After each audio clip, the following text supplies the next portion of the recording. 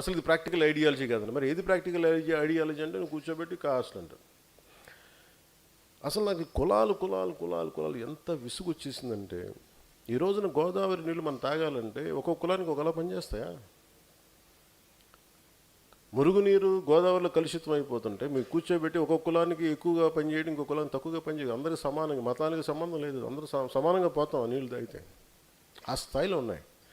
So నేను ఇవన్నీ ఆలోచించి సమ్వేర్ ఎక్కడో మనం దీనికి ఒక యూనివర్సల్ థాట్ పట్టుకోద్దాం, మోర్ ప్రాక్టికల్ థాట్ అని తీసుకొచ్చి ఇక్కడ దాకా నడుపుకుంటూ వచ్చాను.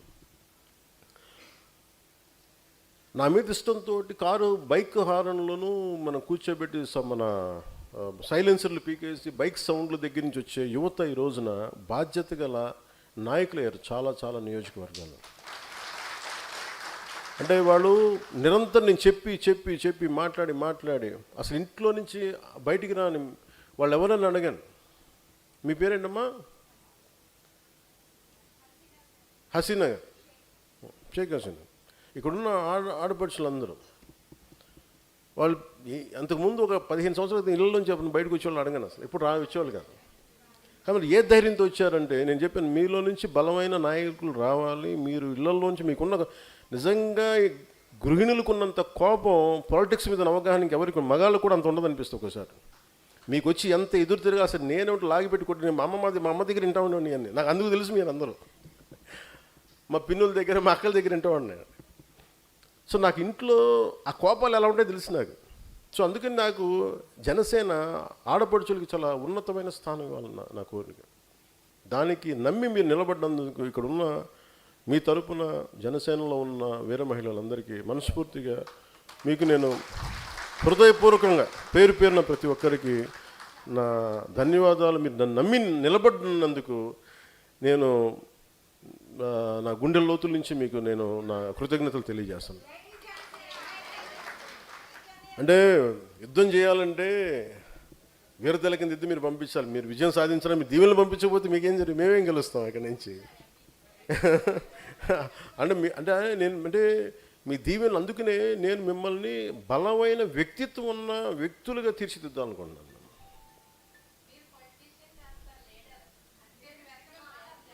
అదే అమ్మా, మీరు అర్థం చేసుకున్నదంతా అక్కడ విశ్లేషకులు అర్థం చేసుకునే పరిస్థితులు వేరేగా ఉన్నాయి.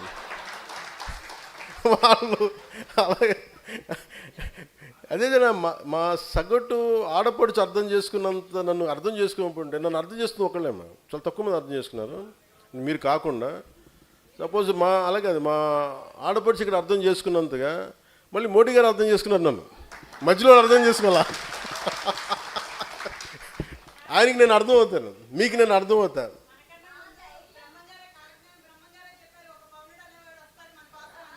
ఏమో అంటే నాకు బ్రహ్మంగారి కాలజ్ఞానం ఏమైపోయిందంటమ్మా, బ్రహ్మంగారి కాలజ్ఞానం చాలా వింతగా ఉంటుంది. ఎవరు ఏ నాయకుడు వస్తే ముందుగా అక్కడ స్థానికంగా ఒక పాత పేపర్లో కొంచెం కాఫీ వేసేసి పాత తెలుగులో రాసేస్తారంట. పాపం బ్రహ్మంగారు రాసేలేదు. అలాగే నాకు మీరు చెప్తుంటే నాకు అది గుర్తు వచ్చింది ఒకప్పుడు అంతకుముందు. అందుకని నాకు ఏదనంటే కాలజ్ఞానంలో ఉందా లేదా నాకు తెలియదు కానీ ఓకే ఓకే సంతోషం ఓకే.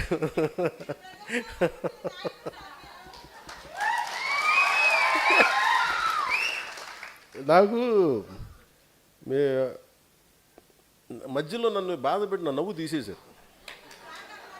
అంటే ఎందుకంటే నా నవ్వు ఎందుకు తీశారంటే 2 సంవత్సరాలు నా నవ్వు పోయింది. మీరు చూస్తే చాలా తక్కువ నవ్వాను. ఒక నిమిషం థ్యాంక్ యూ అమ్మా, థ్యాంక్ యూ. నా నవ్వు ఎందుకు పోయిందంటే మధ్యలో చెప్తా ఉంటారు వాళ్ళు, అన్న నవ్వడం మానేసావు. నవ్వడం మానేకి మరి ఏం చేస్తాను, అందరు రోజు కూర్చోబెట్టి యుద్ధం చేసేటప్పుడు నాకు చాలా ఆనందం ఉంటుంది. ఎందుకంటే పోతాం కాబట్టి పర్లేదు, బాగా యుద్ధం చేద్దాం అనుకుంటున్నాను. బాధ్యత అప్పచెప్పిన తర్వాత చాలా బరువు భుజాలు ఉంగిపోతాయి. ఆ దాంట్లో పడిన తర్వాత నాకు అనిపించింది, ఒక 12 సంవత్సరాలు నలిగిన తర్వాత ఇంకా నన్ను తిడతా ఉంటే ఇంక విసుగొచ్చింది. ఇంకెవ్వరికి ఎవరు తప్పులు కనిపించో నా ఒకటి తప్పు అంటే నన్ను ప్రతిదీ నేను మామూలుగా నడిచినా కానీ వాళ్ళకి తప్పే. నేను తెల్ల చొక్కా వేసుకున్నా వెటిగారం చేస్తాను. అంటే వాళ్ళు నేను ఏది చేయండి, నేను జుట్టు పొట్టిగా చేసుకుంటే సమస్య, జుట్టు పెంచుకుంటే సమస్య, గడ్డం పెంచుకుంటే సమస్య, గడ్డం తీసేసే సమస్య.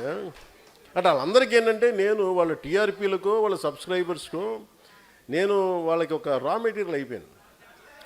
నేను అనిపించింది ఏంటంటే ఒక 12 సంవత్సరాలు నలిగిన తర్వాత ఇట్స్ ఎనఫ్ ఆఫ్ ఇట్ అనిపించింది. చాలు అనిపించింది. ఇంకా మనం కూర్చోబెట్టి బలంగా మాట్లాడాలి. ఒక 12 సంవత్సరాల తర్వాత ఒక పార్టీని నడిపాను. దాని నుంచి వచ్చిన ఆత్మవిశ్వాసం, దాని నుంచి వచ్చిన బలం, అది తట్టుకొని నిలబడ్డాం. ఈ రోజున అందరూ కూర్చోబెట్టి ఈ రోజున మనం ఇన్ని లక్షల పెట్టుబడులు తీసుకొస్తున్నాం. ఒక ఎన్ఫీల్డ్ దగ్గర నుంచి అక్కడ మన అనంతపురంలో వచ్చే ఒక ఈ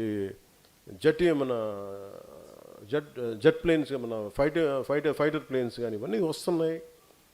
గూగుల్ కానీ ఇవన్నీ ఇన్ని లక్షల పెట్టుబడులు వస్తున్నాయి ఈరోజు రాష్ట్రానికంటే దీని మూలం ఎక్కడుంది? రాజమండ్రిలో మూలాలు పడినాయి దానికి.